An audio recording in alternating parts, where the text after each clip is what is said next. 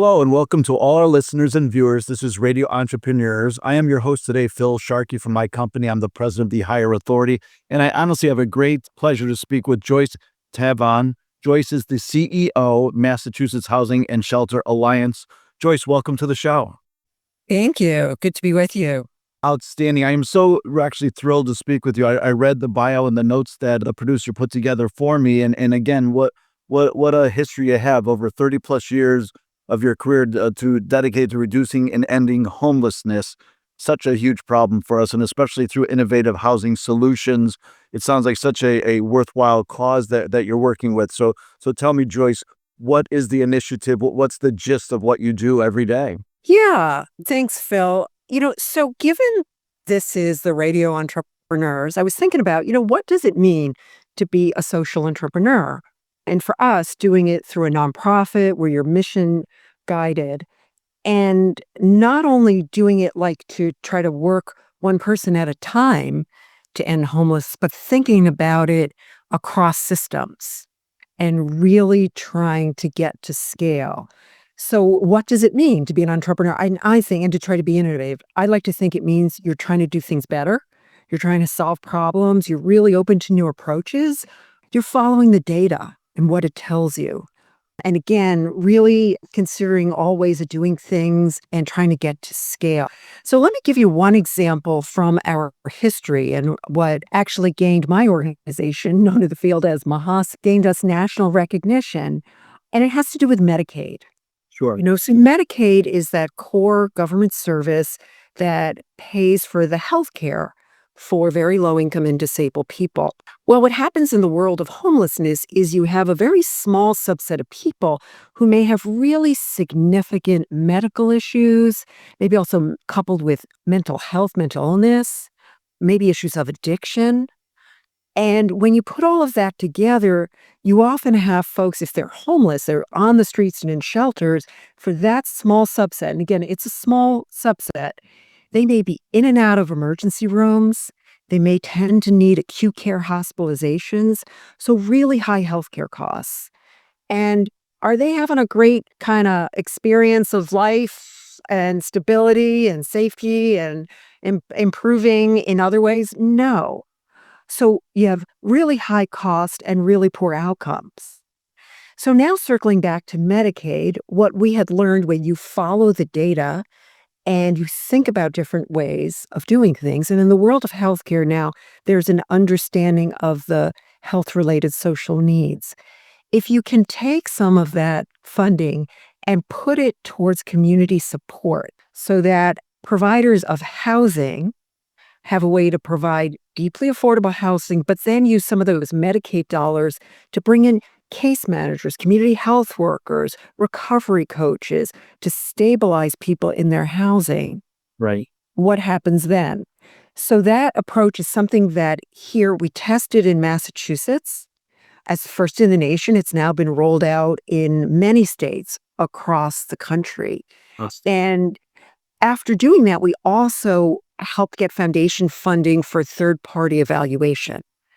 So that evaluation looked at 1,000 people who had once been chronically homeless, so disabled, in shelters on the streets for a year or more, now housed with those supports, compared to a cohort that was still chronically homeless. Right. And on average, healthcare costs dropped by at least around $5,300 per person, and they also became more appropriate. They were using outpatient care rather than in and out of emergency rooms. So, at first glance, you might think like, well, what's the innovation there? The innovation there is using our public resources more effectively. Sure. And really being driven to get to better outcomes. So costs go down and people's quality of life goes up. And just by the way, in that example, housing stability, 85% is kind of the floor.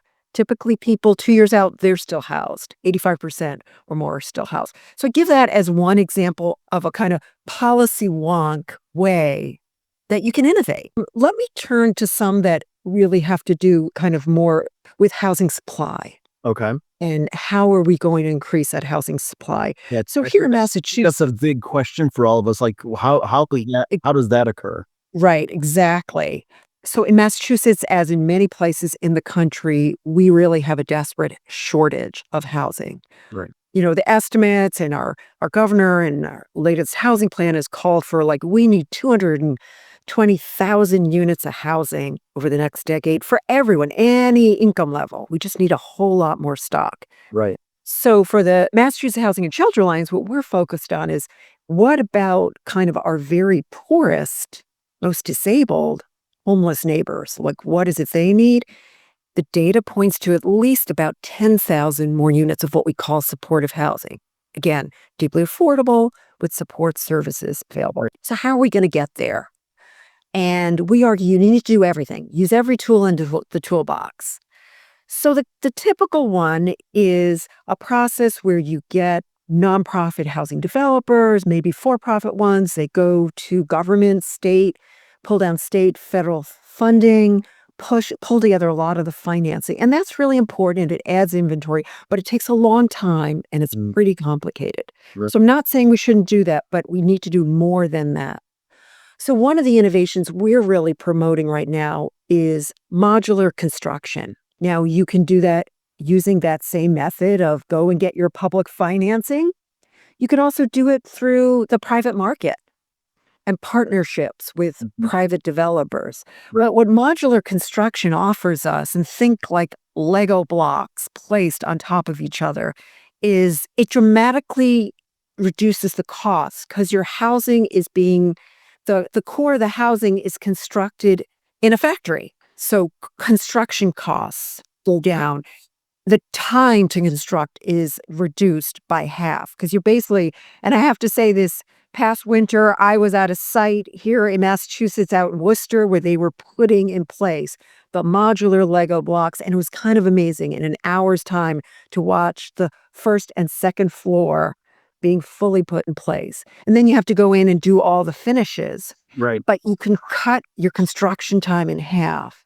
Some of the additional kind of innovations you can bring to this, because there is more and more modular construction. And by the way, don't think trailer home. Modular can get a bad rap. That's Nothing against trailer homes, right. but modular these days can be all kinds of designs and It was like a much real, more you sophisticated. much faster movement, Joyce, to get Yeah. some of this problem. And as you stated, I've watched some go together and myself, and then it comes out to be quite impressive facilities and shelters and homes, and it's really could be a much quicker way to help start the problem, fixing the problem. Right. And some of the additional things you can do when you're trying to reduce and end homelessness, create a few design templates so there's some variety, but some consistency, and create micro efficiency units. We have partnered with an architect who's come up with some really nice designs where can take a vacant lot in an urban area that you might have a typical triple decker on, and you can do 12 to 16 micro efficiency units, meaning people get what they want. A lot of people say, hey, I've been homeless for a year or more. It's been traumatic. I just want my own place. You Right. get your own place, but it's small, but it's well designed. You have your own bathroom, little kitchenette, sleeping area, and you maximize that space overall. So you get those 12 to 16 units, and you do it at a much reduced cost by going the route of modular construction. It sounds like a real nice option, and I wonder, Joyce, your entity, which serves all of Massachusetts, is it mainly an inner city problem? Do you find it everywhere? I know I think of Boston. You mentioned Worcester and Brockton, and our large cities, and Taunton and Fall River, and we have so many. Is that where you see the crux of the problem, or is it statewide? Well, yes, and it's really statewide. What we've been seeing in the last several years is a rise of homelessness and sadly, people who are unsheltered, like literally on the streets, in tent encampments, or hidden in their cars all over. It's growing in a lot of what we call our gateway cities: Brockton, Fall River, New Bedford, Lowell, places that, historically have had fewer resources Sure. and significant need, but as with everywhere in the state being hit by housing crisis and unaffordability. But we're also increasingly hearing in suburbs, small towns, rising numbers of folks, scary trend in older adults. Yeah. who really, no histories of mental illness or substance use, but loss of a spouse, loss of a job. Right. And again, with this housing crunch, find themselves, sleeping in their cars or Yeah. in a way. How do you think, Joyce, is there a way for the entrepreneurs out there who would be listening to this broadcast that they can assist, and everyone in certain fields, as you mentioned, certain fields can really apply to what your initiative, what you're trying to get done there. But every entrepreneur surely would sees this problem and wants to assist Yeah. them. I think, as I said, the more we can also encourage private developers to join this field and partner. We have a few, if developers said, hey, I made a good amount of money in tech, I'd like to give back a little. And yes, I want to make some profit, but don't have to be crazy about it. Right. And that's a developer who said, hey, if you can give me a master lease, meaning you will rent an entire property, I'm going to go purchase that parcel, privately finance, and construct housing. And we have one right now. He's creating 37, efficiency apartments. There'll be staff space. So we can do some work with some very kind of more medically complex folks who will be housed. Urge more of them to step forward and really for them to also, talk to their elected officials and encourage these kinds of approaches. Because the more we shift from just spending on responding in the moment to an emergency shelter, and I get it, today we see people and they're desperate and we want to get them into shelter, but we've got to also be shifting towards solutions and putting those dollars into housing because we will get so much more in the long run. And we know over time it's much more cost effective. Absolutely, Joyce. He's mentioned such a gigantic problem, and I even think of my hometowns or Norton, the smaller towns. You see it there as well. And I want to remind everyone that we've been speaking with Joyce Tavon, the CEO of the Mass Housing and Shelter Alliance. Joyce, if people are interested in assisting or wanting to help or need your assistance, how would they go about getting in touch with you? Sure. So our website is mhsa.net. So feel free to contact us that way. And just a last word of hope and inspiration. I've been at this a long time, and I have seen in the years when we put the resources to it, when we partnered, we saw dramatic declines. Chronic homelessness comes down. We know it works. We can do it. We just have to combine our resources, our planning, and our spirit of entrepreneurship and innovation. And we can make progress and get things done. Well said, Joyce. For sure, it's like it takes a village, right? And we can get things done. And the work you're doing is amazing. So I want to thank you again for your time today.